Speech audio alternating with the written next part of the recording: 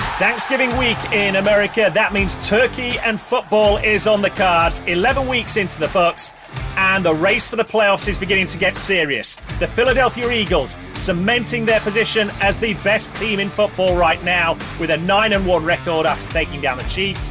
In the AFC, it's all changed. The Baltimore Ravens have now slid into that number 1 seed thanks to the Chiefs' defeat to the Eagles on Monday night. For the show, in Week 11, we went 2-1 against the line. That's 18-15 against the line on the season. So what are we waiting for? It's time for turkey, football, giving thanks. Let's turn the page onto Thanksgiving week, Week 12 in the NFL. Graves on Gridiron with Richard Graves. Yes, welcome along to the show. This is Graves on Gridiron. I am your host, Richard Graves, and I will tell you one thing we are not giving thanks for this week. Patrick Mahomes was not the only man bemoaning his fortune on that bomb of a pass as the seconds ticked down on Monday night to Marquez Valdes-Scantling. It hit him flush in the hands, and he dropped the ball. Perhaps dropped the game for the Kansas City Chiefs. By doing that, it meant he cost us a second back-to-back week of a perfect 3-0 record. We took the Kansas City Chiefs at minus 2.5. Of course, the Philadelphia Eagles ended up running out with the victory, which meant it was 2-1 on the week. As we already mentioned, 18-15 on the season. But since week 3, because the first 2 weeks, quite honestly, were horrific, a horrific way for us to start the show. But since week 3, that means that this show is now 17-10 against the line, and we're getting to the shake-up, the business end of the season, and we're making the push. We can only get better, surely. If you are new to the show, let me tell you a little bit about what's going on and what I'm talking about here. Each week we look at the slate of games on offer. I pick 3 of them, break down the matchups, we look at the lines that are being put forward by the odds makers, and I give my opinion as to where I think we should go on those. If you're a regular, great to have you along. Welcome back. I will start by giving you the results of this week's poll that is always going up on my X account on a Monday morning when we look back on the Sunday games and pick a subject, topic of discussion from there. This week, it was quite simply, after Sunday's games, which team did you feel had the most remarkable, best come-from-behind victory? And there were a number on Sunday. Certainly the witching hour on Scott Hansen's Red Zone was must-see TV. Was it the Packers' comeback win over the Chargers, the Lions over the Bears, the Rams coming back late on to down the Seahawks, or the Denver Broncos finding a way on Sunday Night Football to get the job done against the Minnesota Vikings? I am delighted to say over 1,000 of you interacted with this week's poll. And for the first time since we started doing a Monday morning poll a few weeks back, we had an overwhelming winner. It was the Detroit Lions in their sensational come-from-behind victory over NFC North rivals, the Chicago Bears. 61% of you decided that was the best come-from-behind performance of Week 11. Second place were Denver in their come-from-behind win over the Minnesota Vikings. The Packers then coming in over the Chargers, with the Rams' victory over the Seahawks bringing up the rear. But that Detroit Lions team, down 12, 3 minutes on the clock, finding a way to get the job done. They actually won that game by 5 in the end. So let's have a look at Week 12's slate of games then. Thanksgiving week, games on all sorts of days. We've got 3 on Thursday, starting at 5:30 when the Detroit Lions host the Green Bay Packers. Then it's the Cowboys against the Commanders before the San Francisco 49ers round up Thursday night's game with the Thanksgiving late game. And then on Friday, for the first time ever, we have NFL football on Black Friday, as it was first named in the States, with the Miami Dolphins taking on their AFC East rivals, the New York Jets. I am not going to feature any of those 4 games this week, because if you're listening on Friday or Saturday, you'll have missed most of them. But I will give you this for free, and it won't come as any shock. Just straight up, who's going to win of those 4 games? I'm taking the Lions to come out on top against the Packers, the Cowboys to come out on top as well over the Washington Commanders, take the San Francisco 49ers to extend their winning streak when they play the Seahawks, and then the Miami Dolphins on Black Friday go into New Jersey to face the Jets. Even with Tim Boyle now installed as a starting quarterback, I don't think that's going to save the Jets, so take the Dolphins there. As for the 3 games that we're going to dive a little bit deeper into this week, well, let's start with an NFC South affair. I know what you're saying. What? Well, you'd be right as well, because the NFC South has been something of a dumpster fire of a division this season. No team has got a record better than 500, but it is the New Orleans Saints traveling to Atlanta to play the Falcons. The Saints have that lead in the NFC South with a record at 5-5. The Falcons a game further back at 4-6, but the odds makers have the Atlanta Falcons as slender 1.5 point favourites going into this game. Both teams come into it off a bye, and if the Saints can get the win this weekend, it would give them a huge advantage in the race to win the division as well. These two also meet in the regular season finale, week 18, but with no team right now being better than 500 in this division, you really do sense that if the Saints can get the win and open up a 2-game advantage with only 6 weeks to play of the regular season, that would be massive in the race to clinch a place in the postseason. The Falcons, of course, will be desperately hoping that quarterback Taylor Heineke's good to go. Remember, he exited the Week 10 loss against the Arizona Cardinals with a hamstring injury. If he is not fit, it'll be back to Desmond Ridder to start at quarterback. And their last outing saw an increased workload for rookie running back Bijan Robinson. He'll likely be leaned on again against the New Orleans defense, which ranks in the top 10 in just about every major defensive category, except when it comes to defending the run. Against the run, they're down at 20th in the league this season, giving up around 113 yards on the ground a game. The frustrating thing for the Falcons, though, is they found ways to lose games this year. Against Arizona, they gave up an improbable game-winning drive, allowing Kyler Murray to run halfway around the field untouched before finding a way to complete the pass as the Cardinals came from behind a couple of weeks ago to win that one. Then before that, against the Minnesota Vikings, remember, Josh Dobbs came into the game in the first quarter. He'd only been with the team 2 or 3 days, barely had time to glance an eye over the playbook, found a way to get the job done over the Falcons. And Atlanta have lost 4 of their last 5 coming into this matchup. And now, of course, they face a team led by Derek Carr, which has scoring threats, most notably in Alvin Kamara and wide receiver Chris Olave. There is a question mark over Derek Carr's availability this weekend. He was knocked out of their last game against the Vikings and has been in the NFL's concussion protocol ever since. If he isn't good to go, then it's likely going to be Jameis Winston who gets the start at quarterback this weekend. New Orleans' problem is they haven't been able to convert drives into touchdowns. They're averaging a lick over 21 points a game, but they do have one of the best defensive units in the league this season right now, and that has allowed them to remain competitive in just about every game they've played.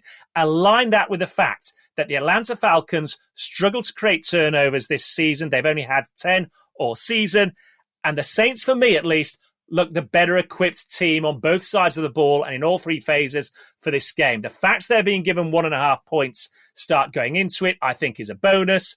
They're the best team in a poor division right now. Take them to get the job done this weekend. Take the New Orleans Saints at plus 1.5. Graves on Gridiron with Richard Graves. Next up, we have an AFC affair as the Cleveland Browns, with their 7-3 record, travel to Mile High Empower Stadium, the home of the Denver Broncos, who unbelievably now are back at 500 at 5-5. That's right. You heard me correctly. The Denver Broncos are the hottest team in the NFL right now. They come into this matchup riding a 4-game winning streak, a streak which has catapulted them right into the very edge of the playoff picture. They are sat 1 game back on the outside looking in. If you had told me this was going to be the case just over a month ago, I, along with many other people, might have laughed at you in the face. But the Broncos have found a way to get the job done over the last month. Their defense has been nothing short of outstanding during this stretch. They've never given up more than 22 points in a game, and they've claimed 12 takeaways in the last 3 outings. There's been a lot of talk recently about the improved play of Russell Wilson at quarterback. But I've got to tell you, it's all about defensive coordinator Vance Joseph and this defensive unit for the Denver Broncos, which is fast becoming the strength of this Broncos team this season. There does remain concerns offensively, without doubt, and you'd have to say the Broncos have enjoyed the bounce of the ball somewhat in the last few games. Game-winning drives, which have featured fumbles, bouncing out of bounds so they retain possession, outstanding catches on game-winning must-have plays. Big pass interference calls have gone their way on occasions, and we haven't even mentioned that missed field goal, which they were able to kick again and convert, thanks to the Buffalo Bills having 12 men on the field. Through it all, they've averaged 22 points a game offensively, but over this 4-game win streak, they've never scored more than 24 in any of those matchups. Do not expect this one to be a high-scoring affair. Cleveland has a rookie at quarterback now. Of course, we all know that Deshaun Watson is gone for the season. So last weekend, in came Dorian Thompson-Robinson. He did what he had to do, and on the game-winning drive, you have to say he was clutch for this Cleveland Browns team. However, he's facing a Broncos defense, which has already, over the last month, proved itself to be too good for Patrick Mahomes, too good for Josh Allen and the Buffalo Bills. For that reason, I think we're going to see a heavy dose of Kareem Hunt and Jerome Ford in the run game on the ground for the Cleveland Browns this weekend. Expect them to try and keep this one tight, and the fact that they can employ that game plan can be attributed to the fact they do hold the best defense in football this season. Myles Garrett, their game-wrecking defensive end, leads this defensive unit with 13 sacks. He ruined the Pittsburgh Steelers' offensive game plan last weekend. Cleveland, ranked number 1 in overall defense, number 1 against the pass, 11th against the run, 6th in points allowed, giving up an average of exactly 18 points per game. They've already held the San Francisco 49ers to 17 this season, Cincinnati to 3. They completely shut out the Arizona Cardinals. I will concede, you'd think the greater experience in Denver's team will be enough to push them over the top and get the job done. But if they do it by getting to 20 points, I will be surprised. It might not be one for the purists, and Denver may well get the win, but they won't score 20 points. So take the Denver Broncos at under 19.5 points for this game. Graves on Gridiron. As always, we try to save the best for last, and I think we're doing that in this Week 12 slate as well, because we finish off in the city of brotherly love. It's the 6-5 Buffalo Bills traveling to Philadelphia to take on an Eagles team with the best record in football at 9-1. Last week, it was a must-win game for these Buffalo Bills, and they got the job done. They got the W against divisional rivals, the New York Jets. Now they go against the best team in football, who are fresh off beating the Super Bowl champion Kansas City Chiefs, and a defense which managed to shut out Patrick Mahomes and the Chiefs offense entirely in the second half of that game at Arrowhead Stadium on Monday night.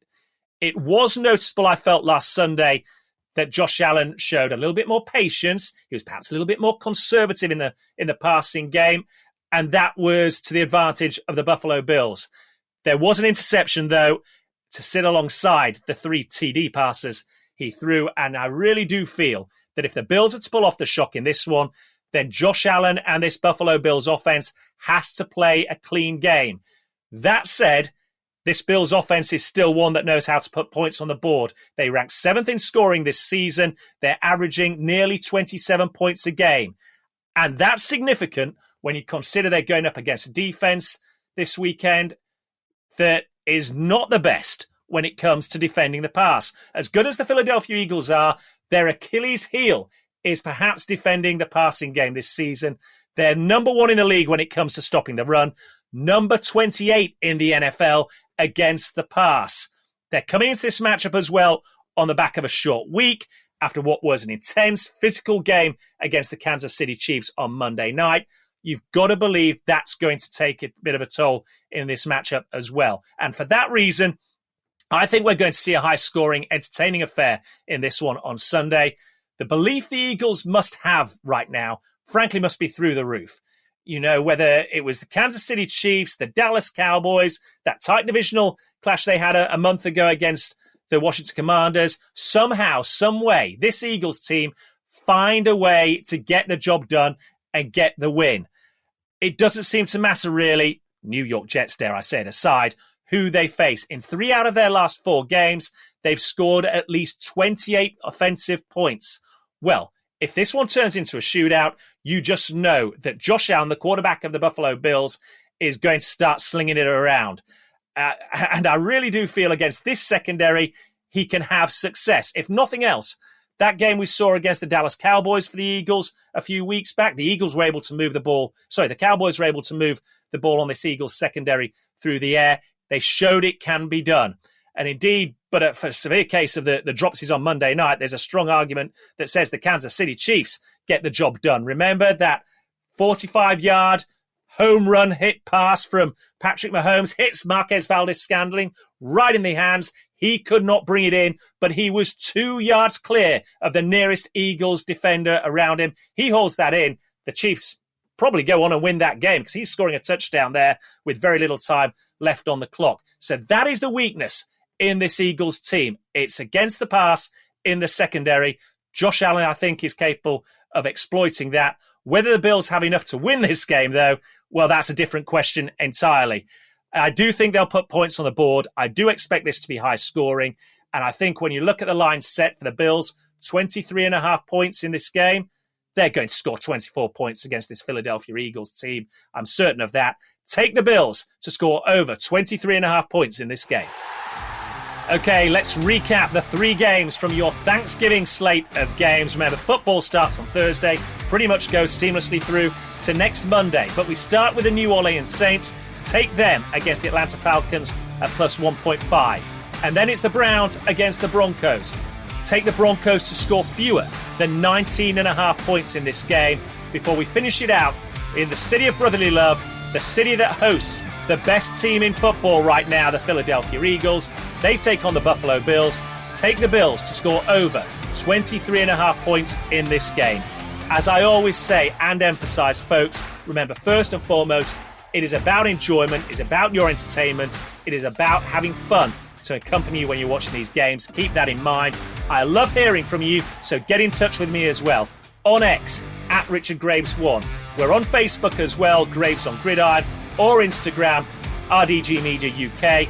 Equally, if you want to read a little bit more info about the 3 games we've selected this week, you can go to our website, www.rdgmedia.uk. Click on that Talking Sport tab, and there you will see NFL Thanksgiving week, overcoming the odds, 3 games to watch. Click on there and you can read all about it. There'll be another poll as well, reflecting on the best moments and getting your opinion from Sunday's games. I'll be back as well next week, but enjoy Thanksgiving, folks. And for now, it's so long, everybody. Subscribe to Graves on Gridiron wherever you listen to podcasts. And keep up to date with the latest on Twitter. Search for Richard Graves 1. That's Richard Graves, the number 1.